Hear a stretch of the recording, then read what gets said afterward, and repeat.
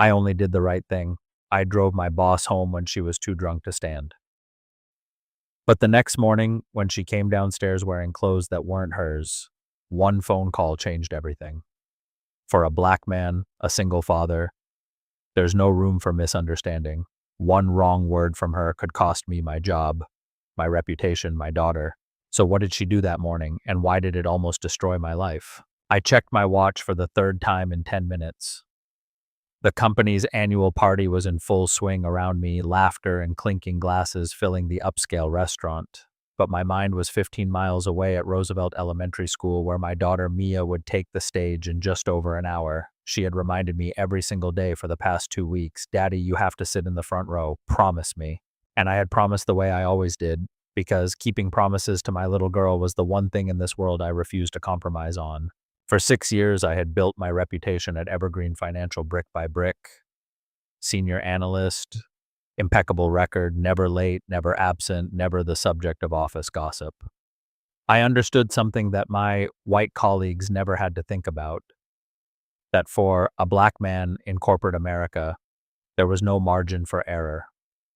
One misstep, one misunderstanding, one moment of poor judgment, and everything I had worked for could vanish overnight. So I kept my head down, did my job, went home to my daughter, and stayed invisible in all the ways that mattered. Tonight was supposed to be simple. Show my face at the party, shake the right hands, then slip out in time for Mia's performance. But as I scanned the room for an exit route, my eyes landed on something that made my stomach tighten. Lauren Bennett was drunk. Not tipsy, not a little loose from champagne, drunk in a way that made people look away. The kind of drunk that would become office gossip by Monday morning. Lauren was my direct supervisor, the director of our department. And until tonight, I had never seen her as anything other than perfectly composed, sharp suits, sharper decisions. The kind of woman who commanded respect without raising her voice. But something had changed in the past few weeks. The divorce, people whispered. 15 years of marriage ended because her husband had been sleeping with a 26-year-old marketing coordinator from his firm. I watched as Lauren reached for another glass of wine, her movements unsteady, her eyes glazed and unfocused. A few of our colleagues glanced her way, then quickly found somewhere else to look. No one wanted to be the person who dealt with the boss when she was falling apart. I needed to leave now if I was going to make it. I grabbed my coat from the back of my chair and started toward the exit. I was 3 steps from the door when I heard the crash. Lauren had knocked over her purse, its contents scattering across the polished floor. She dropped to her knees to gather them, and I could see her hands shaking as she fumbled with lipstick tubes and scattered receipts. When she tried to stand, she stumbled and nearly fell. A waiter rushed over, asked if she needed help. Lauren waved him away with a slurred, "I'm fine." That convinced no one. I stood frozen at the door, my car keys already in my hand. This wasn't my problem. Lauren was a grown woman, my boss, someone with more power and resources than I would ever have. She could call a cab, she could ask someone else, she could figure it out. But as I watched her struggle to her feet, I saw something that made my chest ache. She was searching through her purse with increasing desperation, pulling out her wallet, her compact mirror, a pack of tissues. Her phone screen was cracked and dark, dead battery. And from the way she kept digging through the same pockets over and over, it was clear she couldn't find what she was looking for, her keys. I glanced around the room. The other executives had conveniently migrated to the far corner of the restaurant. The junior staff were pretending to be deep in conversation. No one was going to help her. I thought about Mia waiting backstage in her costume, searching the audience for my face. I thought about what it would mean if I left Lauren here. A woman too drunk to stand without her phone, without her keys, without anyone willing to take responsibility for her. And I thought about what it would mean if I stayed. A black man, a subordinate, taking his drunk white female boss somewhere private. Every instinct I had developed over 38 years of navigating a world that was quick to judge and slow to forgive screamed at me to walk away. This was exactly the kind of situation I had spent my entire life avoiding, the kind where intentions didn't matter, where the optics could destroy you before the truth ever had a chance. But I also thought about my daughter and the kind of man I wanted her to believe I was. I walked back to where Lauren was still swaying on her feet. "Ms. Bennett," I kept my voice low, professional. "Do you have someone I can call to pick you up?" She looked at me with glassy eyes, struggling to focus. "Brian, why are you still here?" "Do you have someone I can call?" I repeated. "Family? A friend?" Lauren shook her head slowly, then winced at the movement. "No one here. Jessica's in Boston. My phone is dead." "What about your address? I can call you a cab." She stared at me blankly, then laughed, a hollow, bitter sound. "I just moved last week. I can't remember the new address. It's in my phone, which is dead." Another laugh, this one closer to a sob. God, I'm pathetic. I felt the weight of my car keys in my pocket. I could leave. No one would blame me. No one would even know. But I would know. "Okay," I said, quietly, more to myself than to her. "Okay." I pulled out my own phone and dialed a number I knew by heart. Carol, the woman who watched Mia after school, picked up on the second ring. "Carol, I need a huge favor. Can you take Mia to her performance tonight? Something came up at work and I can't make it." The silence on the other end lasted only a second, but it felt like an eternity. "Of course, Brian, but she's going to be disappointed." "I know." My voice cracked on the words. "Just tell her I love her. Tell her I'll watch the video 100 times. Tell her I'm sorry." I ended the call and turned back to Lauren, who was now leaning heavily against a table. "Come on," I said, taking her arm to steady her. "I'm going to take you somewhere safe." She didn't resist as I guided her toward the door, her heels clicking unevenly on the marble floor. "Where are we going?" she mumbled. I didn't answer. The truth was, I only had one option. Her phone was dead. She didn't know her own address, and I couldn't leave her alone in a hotel room in this condition. I was going to take her to the only place I could keep an eye on her until she sobered up, my home. The drive took 20 minutes and Lauren drifted in and out of consciousness in the passenger seat. Halfway there, she suddenly grabbed my arm. "Stop the car," she gasped. "I'm going to be sick." I pulled over to the side of the road just in time. Lauren stumbled out and vomited onto the grass, her body heaving while she gripped the car door for support. I found a bottle of water in the back seat and handed it to her when she was done. "Thank you," she whispered, her voice raw. "I'm sorry. I'm so sorry." I helped her back into the car and kept driving. When I pulled into my driveway, the house was dark. Carol must have already left with Mia. The realization hit me like a physical blow. Somewhere across town, my daughter was about to perform the biggest moment of her 8-year-old life, and she would look into the audience and not find her father's face. I had done the right thing. I kept telling myself that as I helped Lauren out of the car, as I guided her up the front steps, as I unlocked the door to my modest 2-bedroom house. The right thing. But sitting in the darkness of my living room, listening to a stranger's breathing from the couch while my daughter performed without me, I couldn't help but wonder if the right thing was going to cost me everything. I didn't sleep that night. After settling Lauren on the couch, I found a clean blanket in the hallway closet and draped it over her. Her silk dress was wrinkled and stained from the evening's ordeal. So I left one of my old t-shirts and a pair of sweatpants folded on the coffee table along with a glass of water and 2 aspirin.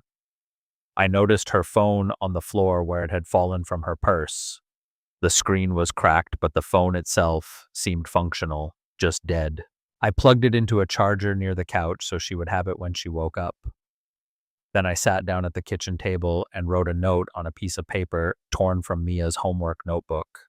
"Ms. Bennett, you're at my house. You had too much to drink at the company party and couldn't get home safely. I'm sleeping in my daughter's room. If you need anything, knock on the door at the end of the hall. Brian. I placed the note next to the water glass, positioning it where she would see it the moment she opened her eyes. Then I turned off the lights and retreated to the hallway, leaving the bathroom light on so she wouldn't be disoriented if she woke up in the middle of the night. A text from Carol came through. She did amazing. Standing ovation, but she kept looking for you. I recorded the whole thing, sending it now. I stared at those words until my vision blurred. A video file came through a moment later, but I couldn't bring myself to watch it. Not yet. I typed back a simple thank you, then set the phone face down on the kitchen counter. The sound of a car pulling into the driveway came later. I was at the front door before Carol could even knock, stepping outside and pulling it closed behind me so the noise wouldn't wake Lauren. Carol was a retired school teacher in her 60s who had been watching Mia since she was 3 years old. She looked at me now with an expression that wasn't quite judgment, but wasn't quite understanding either. She fell asleep in the car, Carol said quietly, gesturing to where Mia was slumped in the back seat, wore herself out with all that performing. Thank you for doing this. I know it was last minute. Carol studied my face for a long moment. Everything okay, Brian? Work emergency, I said. The lie tasted bitter on my tongue. It couldn't wait. She didn't press further, just nodded and helped me transfer Mia from the car to my arms. My daughter stirred slightly, her small hands finding their familiar grip around my neck, her face burrowing into my shoulder. Daddy, she murmured, still half asleep. I'm here, baby. Let's get you to bed. I carried her inside, moving quietly past the living room where Lauren's silhouette was visible on the couch. But Mia's eyes fluttered open at exactly the wrong moment, and she lifted her head to look around. Daddy, who's that lady? My heart stuttered. She's someone from my work, sweetheart. She got sick and needed a place to rest for the night. Mia squinted at the couch, then looked back at me with the unfiltered curiosity of an 8-year-old. Is she going to be okay? She'll be fine by morning. Now let's get you to bed. I carried her to her room, helped her change into pajamas, and tucked her in with the stuffed elephant she'd had since she was a baby. When I leaned down to kiss her forehead, Mia grabbed my hand. You missed my song, Daddy. The words were simple, matter of fact, delivered without accusation. That somehow made them worse. I know, baby, I'm so sorry, but Carol recorded it and I'm going to watch it first thing tomorrow morning, I promise. Mia was quiet for a moment. Okay, she finally said, and the easy forgiveness in her voice nearly broke me. I pulled a thin blanket from her closet and spread it on the floor beside her bed. I lay there in the darkness, staring at the glow-in-the-dark stars Mia had stuck on the ceiling 2 years ago, and listened to her breathing slowly deepen into sleep. In the living room, a stranger lay on my couch, and every minute that passed wound the knot in my stomach tighter. Morning came too quickly. I woke to gray light, filtering through the curtains and the sound of movement from the living room. I carefully extracted myself from the blanket and crept to the door. Lauren was sitting up on the couch, her head in her hands. Even from the hallway, I could see her shoulders shaking. I should give her a moment. Let her collect herself, read the note, understand the situation before I appeared. That would be the smart thing to do. But before I could retreat, Lauren's phone, now charged from the outlet where I had plugged it in, lit up on the coffee table. She grabbed it with trembling hands and dialed a number. I froze in the hallway, close enough to hear every word. Jessica. Lauren's voice was raw, barely above a whisper. Jessica, I don't know what happened. A tiny voice responded on the other end, too quiet for me to make out the words. I woke up in someone's house. A man's house. I'm wearing clothes that aren't mine. Lauren's breathing grew ragged. I don't remember anything after the party. I don't remember how I got here. I don't know if... Jessica, I don't know what happened to me last night. My blood turned to ice. I could hear Jessica's voice rising on the other end, sharp and urgent questions being fired in rapid succession. His name is Brian. He works for me. Lauren was crying now, the words coming out in fragments. I don't remember getting in his car. I don't remember coming here. I woke up and I was wearing his clothes and I can't. Jessica, what if something happened? I stood perfectly still, my back pressed against the hallway wall, and felt the ground shifting beneath my feet. I knew how this would play out. I had known from the moment I made the decision to bring her here. But hearing it spoken aloud, hearing the fear in her voice, the implicit accusation buried beneath the confusion, made it real in a way that turned my stomach. A black man, a subordinate, his drunk white female boss in his house wearing his clothes with no memory of how she got there. It didn't matter what actually happened. It didn't matter that I had slept on my daughter's floor. It didn't matter that I had left a note, left water, left aspirin, done everything I could think of to make sure she felt safe when she woke up. What mattered was the story that would be told, and I had no control over that story. Jessica's voice was louder now, and I caught fragments. Stay right there, don't leave, calling the police, like get on a flight. I don't know if I should do that, Lauren was saying. I don't know if anything, actually. I just can't remember, Jessica. I can't remember. Daddy! I spun around. Mia was standing in the doorway of her room, rubbing sleep from her eyes. Good morning, sweetheart. I fought to keep my voice steady. Let's get you some breakfast, okay? Nice and quiet because our guest is still waking up. But Mia had already spotted Lauren through the living room doorway. Before I could stop her, she padded down the hallway in her bare feet. Are you feeling better today, ma'am? Lauren looked up, startled, the phone still pressed to her ear. Her eyes were red and puffy, mascara smeared beneath them, and for a moment she just stared at the little girl standing in front of her. What? Daddy said you were sick last night. Mia tilted her head to the side. My daddy makes really good soup when I'm sick. Do you want him to make you some?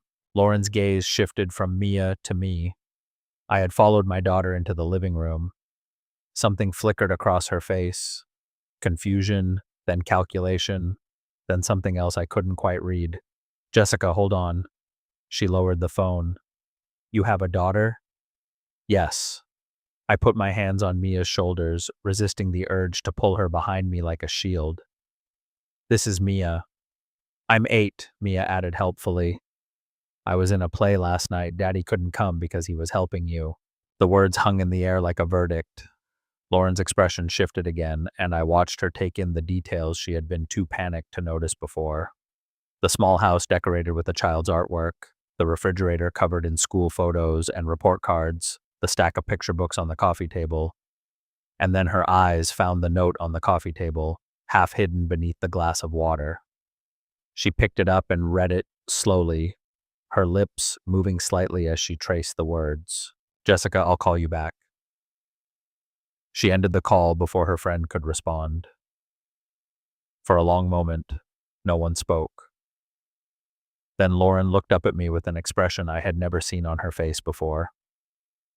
Not in 6 years of working under her, not in countless meetings and performance reviews and late nights at the office. She looked lost. Brian, her voice was hoarse. I need to ask you something, and I need you to tell me the truth. I nodded, even though every muscle in my body was tensed for impact. Did we last night? Did we? She couldn't finish the sentence, but she didn't need to. I kept my voice steady even though my heart was hammering against my ribs. No, nothing happened. You were very drunk at the party. No one was helping you. Your phone was dead, and you couldn't remember your new address, and I couldn't leave you there alone. So I brought you here. I gestured toward the couch. I left clean clothes for you because your dress was ruined. I wrote that note so you would know where you were when you woke up. I plugged in your phone so you could call someone in the morning, and I slept on the floor in my daughter's room. That's everything. That's the whole story. Lauren stared at me, searching my face for something, a lie, a tell, a crack in the story. The whole story, she repeated quietly. The whole story. She looked down at the note in her hands again, then at Mia, then back at me, and I watched her do the math. The children's books, the school photos, the little girl offering soup to a stranger. Why, she finally asked. Why did you help me? You could have just left. I thought about the question. I thought about all the reasons I had considered walking away, all the risks I had calculated in those few seconds at the restaurant door. Because my daughter was watching, I said simply. Not last night, she was at her play, but in my head, she's always watching, and I didn't want to be the kind of father who leaves someone in trouble just because helping them might be inconvenient. I took a breath. But I need you to understand something, Ms. Bennett. I don't have the luxury of being misunderstood. What you say next to your friend, to anyone, it matters. It matters more than you probably realize. Lauren's face crumpled, and for a terrible moment, I thought she was going to cry again.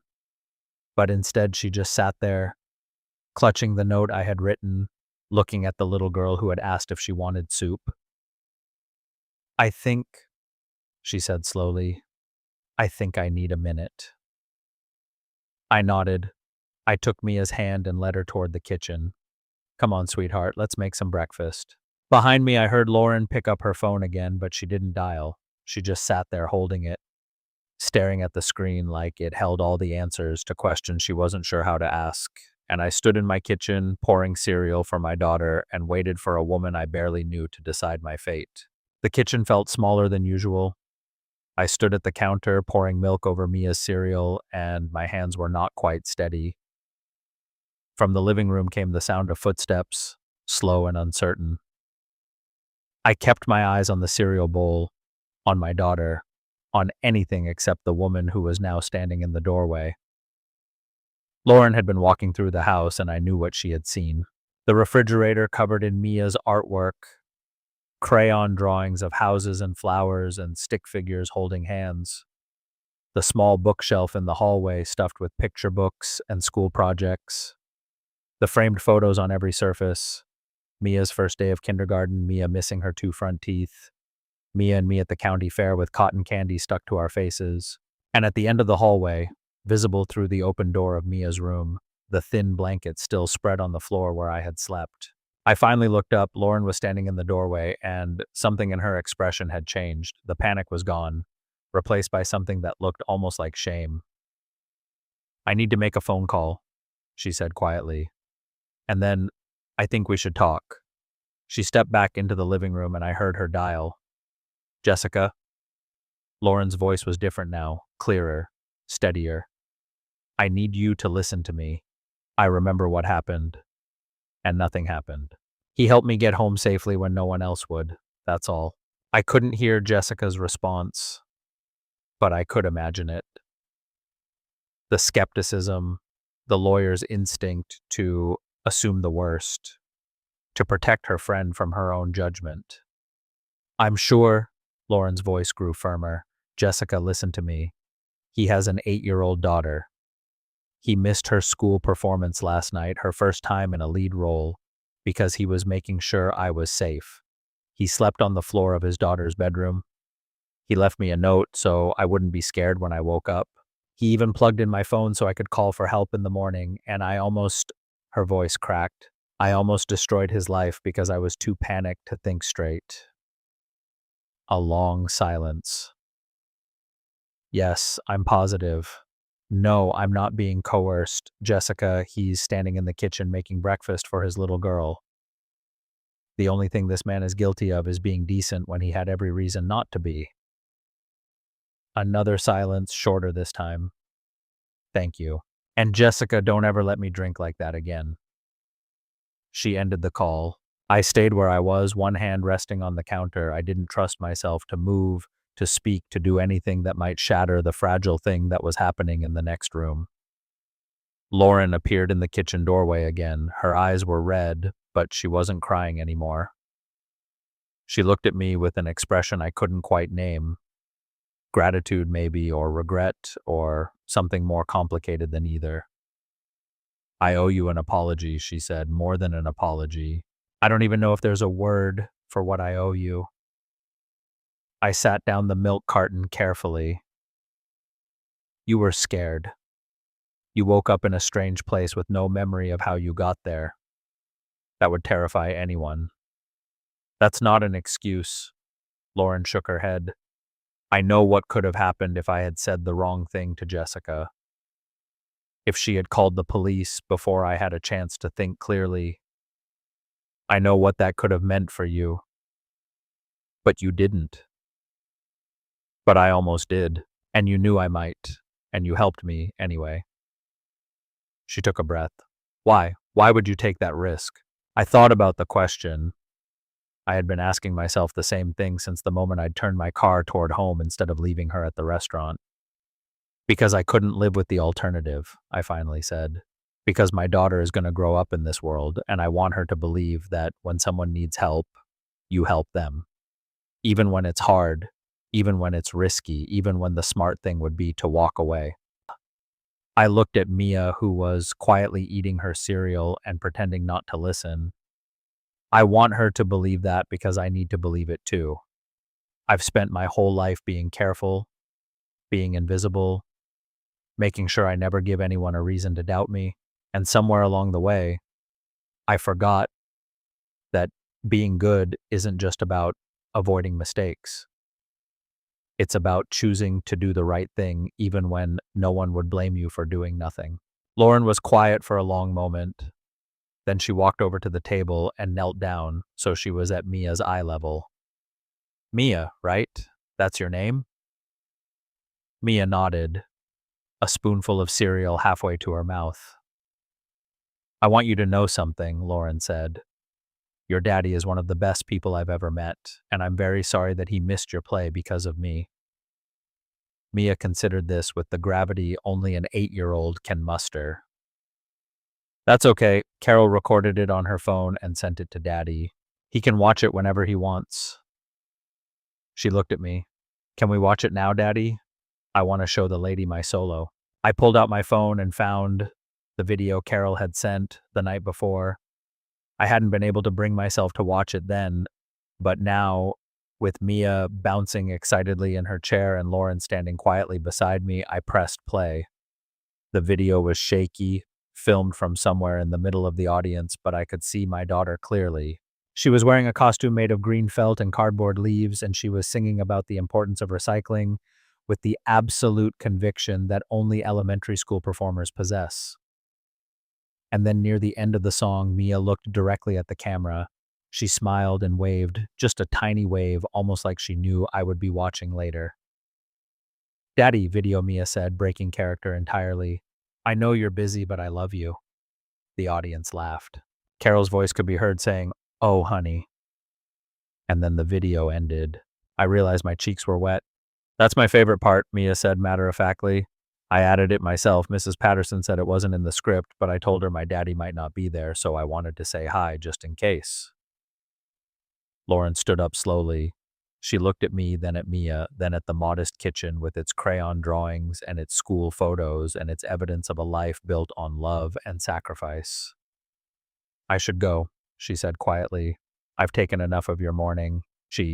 But Brian, thank you for everything. I won't forget it. I called her a cab and she left wearing my old t-shirt and sweatpants because her dress was still ruined. She looked nothing like the polished executive I had worked under for 6 years, and somehow that made her seem more human than she ever had before. The following Monday, I walked into the office expecting whispers, expecting sidelong glances and HR requests and the slow unraveling of everything I had built. Instead, there was nothing. No rumors, no gossip, no knowing looks. Lauren had kept her word. The weeks that followed were strange in ways I couldn't quite articulate. Nothing dramatic changed, no promotions, no special treatment, no public acknowledgement of what had happened that night. But something had shifted between us. Something subtle and real. When Lauren looked at me in meetings, there was a recognition there that hadn't existed before. When she assigned projects, she sought my input in ways she never had. Not favoritism exactly, just respect, the kind that had to be earned. On a Thursday afternoon a few weeks later, Lauren stopped by my desk. I looked up from my spreadsheet, surprised. She rarely came down to the analyst floor. Does Mia have any more performances coming up? She asked. The question caught me off guard. The Christmas play 2 weeks from now. She's playing an angel this time. Lauren nodded. Don't miss it. Whatever happens, whatever comes up, don't miss it. I understood what she was really saying. It wasn't about the play. It was about the promise, the choice, the thing I had sacrificed that night to help a woman who had given me nothing but professional distance for 6 years. I won't, I said. I'll be in the front row. Lauren smiled, a real smile, the first I had ever seen from her. Good. She deserves that. She walked away and I watched her go, and something that had been clenched tight in my chest for weeks finally loosened. That evening, I came home to find Mia waiting at the door, her angel costume clutched in her hands. Daddy, Mrs. Patterson says we need to practice every night. Will you help me? Of course, baby. Let's see your wings. Later, after we had run through her lines a dozen times and eaten dinner and read 2 chapters of her favorite book, Mia looked up at me with serious eyes. Daddy, are you sad that you missed my other play? I pulled her close, a little tighter. But I'm proud of you. So proud. And I promise you something. Next time I'm going to be right there in the front row. Nothing is going to stop me. Mia grinned. I'll wave at you from the stage. You better. She fell asleep with her head on my shoulder, and I sat there in the quiet of our small house, holding my daughter, thinking about everything that had happened and everything that could have happened and the thin, fragile line between the two. For years, I had lived my life trying to be invisible, trying to avoid mistakes, trying to never give anyone a reason to question my character. I had believed that safety lay in smallness, in caution, in never putting myself in a position where I could be misunderstood.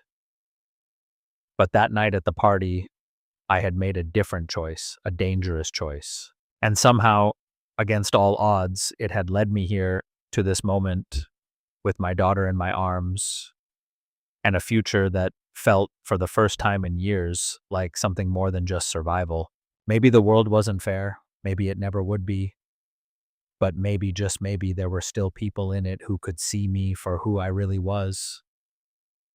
And maybe that was enough to keep trying. That night I chose to drive Lauren home. My stomach was in knots the entire way. As a Black single father trying to build a good life for my little girl, I knew how dangerous it could look, me alone with my drunk white boss in my house. One misunderstanding could have taken away my job, my reputation, everything I had worked so hard to give Mia. But I did it anyway because I kept thinking about my daughter and the kind of man I want her to see in her daddy.